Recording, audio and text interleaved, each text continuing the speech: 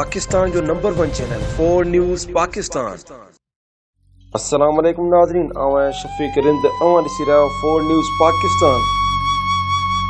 लाड़काणो मिठाणी मोहल्ले जे रवासिन पारां UC1 जे chairman Zafar Shah खिलाफ़ एहतिजाजी मुज़ाहिरो कयो वियो।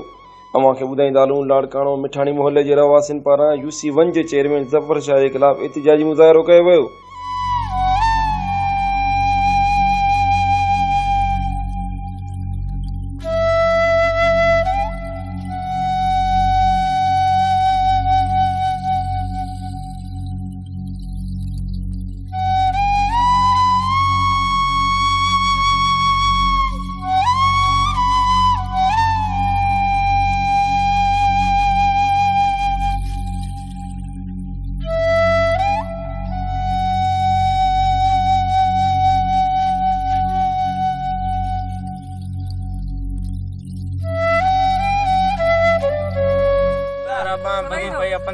परेशान लगा पिया ट्रक ड्राइवर आया मां पाण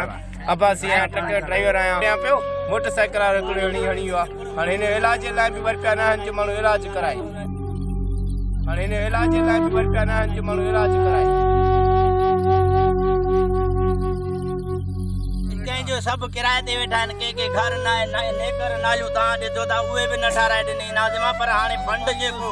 गवर्नमेंट असांजे लाइ कयो आहे वज़ीर आज़म बि ऐलान कयो आहे वज़ीर आला बि ऐलान कयो आहे कल्ह चयूं असां 60,000 माण्हुनि खे असां ॾिनो आहे फंड हिते असांखे पाटे जो बि न मिलियो आहे कंहिंखे हींअर सभु मज़दूर माण्हू सभु ईअं वेठा आहियूं हिननि खे असां इहो अर्ज़ु था कयूं त बाबा जंहिंखे कार्ड हिन महले जो नाहे बि तव्हां हू ग़रीबा दर खड़काए हुनखे फंड ॾियो न जॾहिं गवर्नमेंट ऐलान करे थी वज़ीर आज़म वज़ीर आला त दर ते तव्हांखे इमदाद मिलंदी त तव्हां असांखे दर ते ॾियो ॿाहिरि निकिरणु नथा चाहियो कार्ड वठी हुननि जी कंडीशन ॾिसो कंहिंजी बांह भॻल आहे कंहिंखे टंग न आहे को बेरोज़गार आहे हे ऑपरेशन मुंहिंजो थियल आहे 5 नियाणियूं आहिनि 3 पुट नंढड़ा आहिनि 8 मां कमु बि नथो करे सघां मूंखे कुझु न आहे अॼु मूं वटि 200 रुपया हुया उन मां सुबुह जो खीर वरितमि 100 जो खंडु पती ऐं किलो अटे जो वरितमि हाणे मंझंदि जे लाइ मूं वटि न आहे वेठो आहियां हिते मां किराए ते कुछ न आहे अॼु मूं वटि 200 रुपया हुया उन मां सुबुह जो खीर वरितमि 100 जो खंडु पती ऐं किलो अटे जो वरितमि हाणे मंझंदि जे लाइ मूं वटि न आहे वेठो आहियां हिते मां किराए ते